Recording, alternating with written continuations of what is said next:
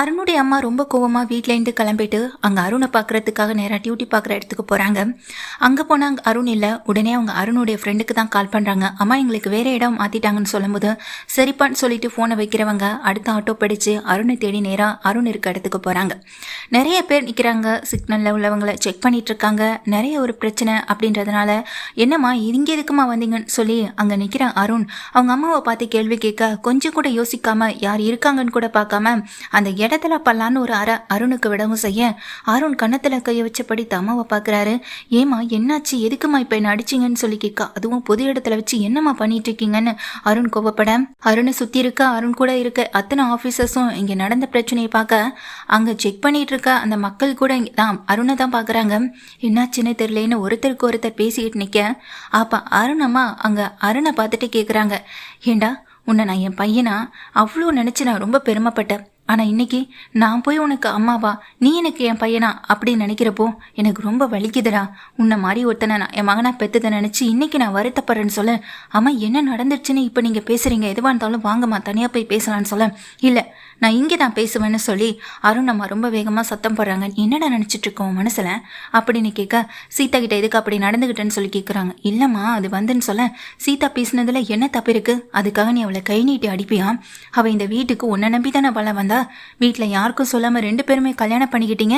ஆனால் இன்னைக்கு அவள் குடும்பத்தில் இருக்கவங்களுக்கு சப்போர்ட் பண்ணி பேசுறது உனக்கு பிடிக்கல. அவள் கேட்டதில் என்னடா தப்பு இருக்குது? உன்னை வந்து அவ்வளோ மோசமாலாம் எந்த கேள்வியும் கேட்கலையே. நீ அவகிட்ட அவங்க மாமாவையும் பற்றி அக்காவை பற்றி பேசும்போது அவளும் கோவப்பட்டு எல்லாத்தையும் சொல்லவும் செஞ்சா. இதில் என்ன தப்பு இருக்குது? உன்னை அவமானப்படுத்துறதுக்காக முத்தி எதுக்கு இந்த மாதிரி செய்யணும்? அவர் இப்போல்லாம் உன்னை புரிஞ்சுக்கிட்டு நடக்கவும் ஆரம்பிச்சிட்டாரு. ஆனால் நீ அந்த பையனை இன்னமும் இங்கே எதிரியாக தான் நினச்சிட்டு இருக்க. உன் மேலே தாண்டா தப்பு இருக்குன்னு சொல்ல, அம்மா அந்த முத்துவுக்கு சப்போர்ட் பண்ணி என்கிட்ட பேசாதீங்கம்மா அப்படின்னு சொல்ல, முத்துவை பற்றி பேசினாலே உனக்கு ஏன் இவ்வளோ கோவம் வருதுன்னு சொல்ல, எனக்கு அவனுக்கு அந்த அளவுக்கு முக்கியத்துவம் கொடுக்கறதுல எனக்கு விருப்பமே இல்லை அப்படின்னு சொல்ல, ஏன் அப்படின்னா அவங்க அம்மா கேட்குறாங்க. அவன் ஒரு படிக்காதவம்மா, அவன் ஒரு ரவுடி. அவனுக்கு போய் அந்த குடும்பமும் சரி சீதாவும் சரி இவ்வளோ முக்கியத்துவம் கொடுத்து பேசுகிறாங்க. அந்த கடை அவனாலேயே வந்ததாகவே இருக்கட்டும். ஆனால் அதுக்காக சீதா என்கிட்ட அப்படி பேசியிருக்க கூடாதுல்ல. எனக்கு எதுவுமே தெரியாது, எனக்கு எதுவுமே என்னால் செய்ய முடியாதுன்ற அளவுக்கு அவள் பேசிட்டான்னு சொல்ல, அந்த அளவுக்கு அவளை பேச வச்சிருக்கிறது நீ. நானும் தானே நடந்த சண்டையை பார்த்துட்டு இருந்தேன்.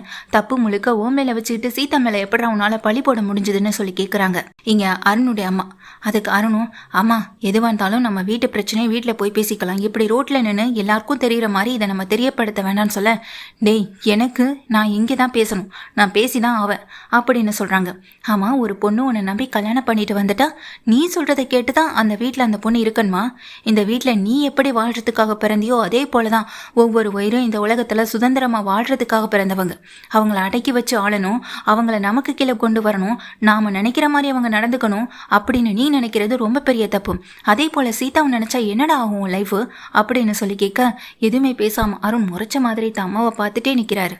அதுக்கு அவங்க அம்மா உடனே சொல்கிறாங்க, ஒவ்வொரு பொண்ணும் வாழ்க்கையில் எவ்வளவு கனவுகளோட அந்த வாழ்க்கையை வாழணும்னு சொல்லி வந்திருப்பாங்க. ஆனால் அவங்க கனவுகளுக்கு எந்த இடத்துலையும் இடம் கொடுக்காம நீ நினச்ச மாதிரி இருக்கணும்னு சொல்லி அந்த பொண்ணை இன்னும் நீ ரொம்பவே இங்கே கவலைப்படுத்தி கஷ்டப்படுத்தி இந்த மாதிரி ஒரு வாழ்க்கையை வாழ்கிறதுக்கு நீ கல்யாணம் பண்ணாமல் நீ ஒரு விருப்பப்படி உன் சுதந்திரமாகவே இருந்திருக்கலாமே அருண், எதுக்கு உனக்கெல்லாம் கல்யாணம் அப்படின்னு சொல்லி கேட்குறாங்க. அம்மா தேவையில்லாமல் எதுவும் நின்று இங்கே பேசிக்கிட்டு இருக்காதீங்கம்மா, கிளம்புங்கம்மா அப்படின்னு சொல்ல, நான் முடியாதுடா, நான் இந்த இடத்த விட்டு போக முடியாது, நான் கேட்க வேண்டிய கேள்வியை கேட்டுட்டு தான் போவேன்.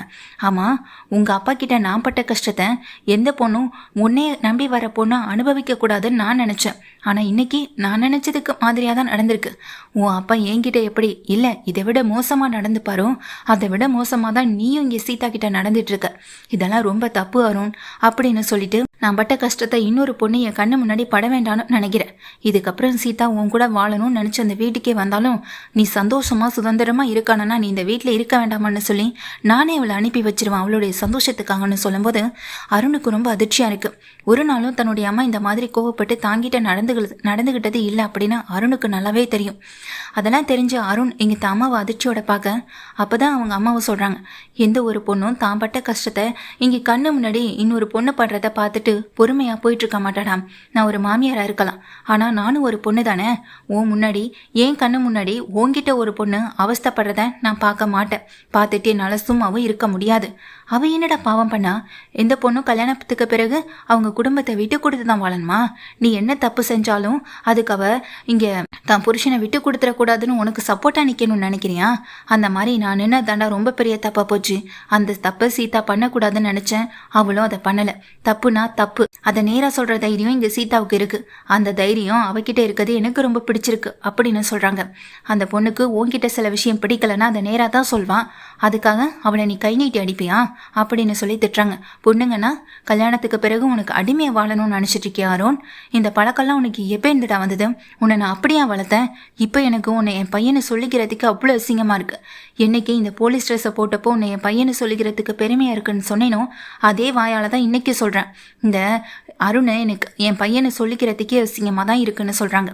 இதெல்லாம் கேட்டுட்டு முத்துவும் அங்கே வந்திருக்க சீதாவும் இங்கே பக்கத்தில் வராங்க. முத்து வந்துட்டு இங்கே இப்படிப்பட்ட ஒரு விஷயம் நடந்ததுக்கு பிறகும் இங்கே சீதா அரைஞ்சதுனால கன்னத்தில் இருந்த காயத்தை பார்த்ததுக்கு பிறகும் அதை தாங்கிக்க முடியாத முத்து நேராகவே சீதாவை கூட்டிகிட்டு வந்து அருணை பார்த்து 4 கேள்வி கேட்கணும் அப்படின்னு அவனை திட்டுறதுக்காக தான் இங்கே சீதாவை கையோடு இழுத்துட்டு வந்திருக்காங்க. ஆனால் அதை விட அதிகமாக அவங்க அம்மா கொடுக்க வேண்டிய ஒரு விஷயத்த திரும்ப கொடுக்கவும் செஞ்சுட்டாங்க. இதெல்லாம் பார்த்த முத்துவுக்கும் சீதாவுக்கும் அதிர்ச்சியாக இருக்குது. சீதா ஓடி வந்து அருண் அம்மாவை கட்டி பிடிக்க, சாரி அத்தை, என்னை மன்னிச்சிருங்க அப்படின்னு சொல்லும்போது, நீ என்னம்மா எதுக்குமா என்கிட்ட மன்னிப்பு கேட்குறேன்னு சொல்ல, இல்லை எனக்கும் அவருக்கு பிரச்சனை வந்தப்போ நீங்கள் அமைதியாக இருந்ததை பார்த்து நானும் உங்களை ரொம்ப சந்தேகப்பட்டுட்டேன்னு சொல்ல, இல்லைம்மா அந்த இடத்துல நான் அமைதியாக போனதான் சரின்னு தோணுச்சு. ஏன்னா அந்த இடத்துல நான் பேச போனால் இந்த அருண் இன்னும் அதிகமாக கோவப்படுவான். இவனுடைய கோவம் தான் இவன் வாழ்க்கைக்கு எதிரியே. அதான் இவன் என்னைக்கு புரிஞ்சுக்க போகிறானே தெரியலன்னு சொல்லும்போது அப்போ முத்து சொல்கிறாங்க, சீதா கிட்ட இருக்க இந்த காயத்தை பார்த்ததுன்னா எனக்கு என்ன பண்ணுறதுனே தெரியல. உன்னை 4 அடி போடணும்னு நினச்சி தான் நானும் இங்கே சீதாவை கூட்டிகிட்டு வந்தேன். ஆனால் அவங்க அம்மா பேசின பேச்சுக்கு உன்னையெல்லாம் அடிக்கிறத விட அவங்க பேசின பேச்சை உன்னை ரொம்ப காயப்படுத்தியிருக்குன்னு என்னால் உணர முடியுது அப்படின்னு சொல்கிறாங்க. சீதாவுக்கு ஒரு அண்ணனா ஒரு தகப்பன் ஸ்தானத்துலேருந்து நான் அந்த குடும்பத்தை வழி நடத்திட்டு இருக்கேன்னு ஆசைப்பட்றேன். ஆனால் நீ எனக்கு எந்த மரியாதையும் கிடைக்கக்கூடாதுன்றதுக்காக உன் வாழ்க்கையை இழந்துடாத அருண் அப்படின்னு சொல்கிறாங்க. என்ன இப்போ அந்த குடும்பத்துக்கு நீ தான் இல்லாமல் இருக்கணும், அப்படி தானே? நீயே இருந்துட்டு போ, நான் எந்த வகையிலையும் உனக்கு நான் தொந்தரவு கொடுக்க மாட்டேன் அப்படின்னு அருணுக்கிட்ட இங்கே நேரடியாக முத்து சொல்கிறாங்க. முத்து சொன்னதை கேட்ட அருண் எதுவுமே பேசாமல் நிற்க, அங்கே நின்றுட்டு இருக்க அவங்க அம்மாவும் இங்கே முத்துவையும் பார்க்க, முத்து உடனே அங்கே அருண் அம்மாவை பார்த்து பேசுகிறாங்க. அம்மா, அந்த வீட்டில் உங்களுடைய ஆறுதலாவது இங்கே சீதாவுக்கு இருக்குன்னு நினைக்கிறப்போ எனக்கு ரொம்ப சந்தோஷமாக இருக்குது. சீதா வந்து விஷயத்த சொன்னதும் எனக்கும் உங்கள் மேலே கோவம் வந்தது. ஆனால் இங்கே வந்து பார்த்ததுக்கு பிறகு நீங்கள் உண்மையாக நேர்மையாக இருக்கீங்க. என் அம்மா மாதிரி இல்லாமல் நீங்கள் நல்ல அம்மாவாக தான் இந்த இடத்துல நடந்துட்டுருக்கீங்க. அதெல்லாம் பார்க்குறப்போ எனக்கு ரொம்ப சந்தோஷமாகவும் பெருமையாகவும் இருக்குது. இதே போல் ஒவ்வொரு வீட்லையும் இருந்துட்டாலே போதும், பிரச்சனைகளுக்கு வழியே இல்லாமல் போயிடும். ஆனால் திருந்த வேண்டியவங்க திருந்துட்டுனாலே போதுமே அப்படின்னு எங்கள் அருணை பார்க்குறாங்க. நான் படிக்காதவன், ரவுடி தான்.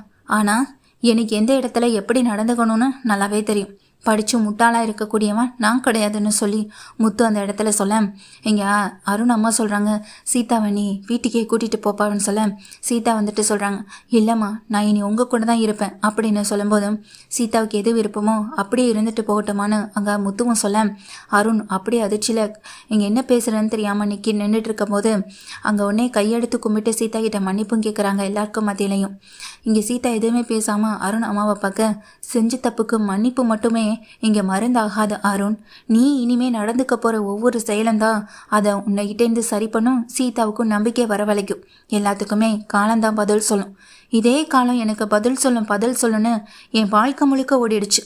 பையன் ஒருத்தனுக்காக அந்த வாழ்க்கையை வாழணும்னு வாழ்ந்தேன். அதே மாதிரியான ஒரு சூழ்நிலையை இங்கே சீதாவுக்கு நீ உருவாக்க மாட்டேன்னு நானும் நம்புகிறேன். அந்த நம்பிக்கையில் சீதாவை நான் வீட்டுக்கு கூட்டிகிட்டு போகிறேன். இனிமேல் திருந்தி வாழ்ந்தா உன் வாழ்க்கை நல்லா இருக்கும்.